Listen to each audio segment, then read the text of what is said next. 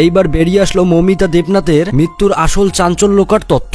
আসলেই কি মৌমিতা দেবনাথকে 20 জন মিলে ধর্ষণ করে হত্যা করেছে, নাকি এই সঞ্জয় রায় একাই করেছে? তাছাড়াও মৃত্যুর আগে মৌমিতা দেবনাথের শেষ ইচ্ছা কি ছিল তা সবকিছু এই ভিডিওতে জানতে পারবেন। তাছাড়াও অন্যদিকে সুপারস্টার জিৎ মৌমিতার মৃত্যু নিয়ে কি বলেছে তাও দেখতে পারবেন। তাই অবশ্যই ভিডিওতে লাইক দিয়ে শেষ পর্যন্ত দেখতে থাকুন। বন্ধুরা, 9 আগস্ট আরজিকর হাসপাতালে ডক্টর মৌমিতাকে ষড়যন্ত্র করে ধর্ষণ করে হত্যা করা হয়। তবে বন্ধুরা, আপনারা একটা কথা শুনলে অবাক হবেন যে এই মৌমিতা দেবনাথকে যখন অনেকভাবে নির্যাতন করা হচ্ছিল তখন তারই নাকি 2 কলিং বান্ধবী তার হাত চেপে ধরছিল। বুঝতেই পারছেন কত চক্রান্ত একটি বিষয়। মৌমিতা চিৎকার দিয়ে বললেও তার হাত পা ছেড়ে দেয়নি তার 2 বান্ধবী। আসলে বন্ধুরা, একটা মেয়ে হয়ে আর একটা মেয়ের কিভাবে সর্বনাশ করে, তাও আবার নিজের বান্ধবী হয়ে, এইটা শুনলেই যেন চোখে কান্না চলে আসে। এমনকি বন্ধুরা, এই মৌমিতাকে হত্যার জন্য তার গলায় এত পরিমাণে চাপ দেওয়া হয়েছে যে তার গলা 2 দিকের 2 সাইডের হাড় পর্যন্ত ভেঙে গেছে। তাছাড়াও তার শরীরের প্রাইভেট পার্ট সহ বিভিন্ন জায়গায় অনেক আঘাত রয়েছে।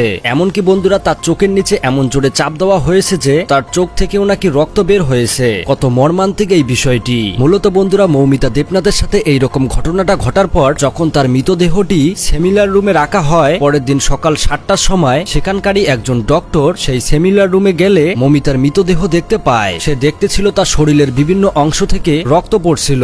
এমনকি তাছাড়াও তার শরীরের বিভিন্ন জায়গায় অনেক আঘাতের চিহ্ন রয়েছে। এমনকি তার শরীরের নিচের অংশেও কোনো কাপড় ছিল না। আসলে বন্ধুরা, এত কিছু দেখার পর এইটাই প্রমাণিত যে তাকে অনেক নির্যাতন করে মেরে ফেলা হয়। কিন্তু বন্ধুরা, এই মেয়েটি যখন মারা যায় তখন এই মেয়েটির বাড়িতে পুলিশ সহ সেই আরজিকর হাসপাতাল থেকে তার বাড়িতে কল করে জানানো হয় যে আপনার মেয়ে আত্মহত্যা করেছে। পরে যখন মৌমিতার বাড়ির লোক ছুটে আসে হাসপাতালে, এমনকি মৌমিতার মুখ দেখতে চায়, তখন তারা 3 ঘন্টা বসায় রেখেও মৌমিতার ফেস দেখতে দেয় না। পরে যখন একটা সময় তাদেরকে ভেতরে ডাকে তখন তার বাড়ির লোক মৌমিতার মৃতদেহ দেখে অবাক হয়ে যায়। তারা তার মেয়ের এইরকম আঘাতের চিহ্ন এমনকি রক্তপাত দেখে তারা নিশ্চিত হয় যে তাদের মেয়েকে মার্ডার করানো হয়েছে। পরে যখন এই বিষয়টা আস্তে আস্তে ছড়িয়ে যায় তখন চারিদিকে বিক্ষোভ শুরু হয়। এমনকি বেরিয়ে আসে আসল চাঞ্চল্যকর তথ্য। পরে যখন পুলিশ এই বিষয়টি নিয়ে তদন্ত শুরু করে তখন মৌমিতার গায়ে একটা হেডফোন দেখতে পায়, যেটি ছিল সিভিক ভলান্টিয়ার সঞ্জয় রায়ের। তারপর পুলিশ গ্রেপ্তার করে সঞ্জয়কে। এমনকি তার কাছ থেকে জিজ্ঞাসাবাদ করলে সে বলে সে সবকিছু স্বীকার করে। কিন্তু বন্ধুরা, এখানেই লুকিয়ে আছে আসল লোমহর্ষক তথ্য।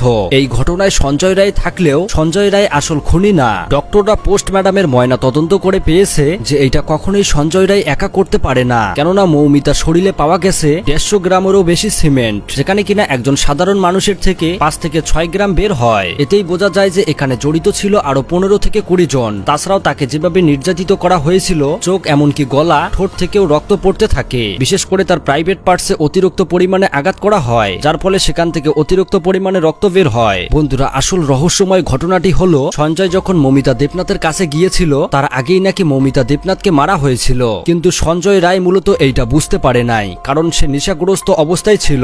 ইতিমধ্যে সবাই আরজিকর হাসপাতালের প্রিন্সিপাল যিনি রয়েছে তার বিরুদ্ধে অনেকেই কমপ্লেন দেয়, যার নাম হলো সন্দীপ ঘোষ। যাওয়ার আগে এই ক্ষত হয়েছিল এবং সেই ক্ষত থেকে বিপুল পরিমাণ রক্তপাত হয়েছে। মূলত সন্দীপ ঘোষ হাসপাতালের স্টুডেন্টদের উপর নির্যাতন ছাড়াও বিভিন্ন রকম আজে বাজে কাজ করায়, যেটা এই মৌমিতা দেবনাথ জানতো। এই ঘটনা মৌমিতা সবাইকে আস্তে আস্তে বললে তাকে এই রকম করে মারার প্ল্যান করে সেখানে সঞ্জয় রায়কে ফাঁসানোর চেষ্টা করেছে। বন্ধুরা, বুঝতেই পারছেন কত চক্রান্তকর একটি বিষয়। তো যাই হোক বন্ধুরা, এই মৌমিতা দেবনাথকে যেভাবে মারা হয়েছে এই আসামিদের আপনারা কিরকম শাস্তি চাচ্ছেন অবশ্যই কমেন্ট করে জানাবেন। ধন্যবাদ।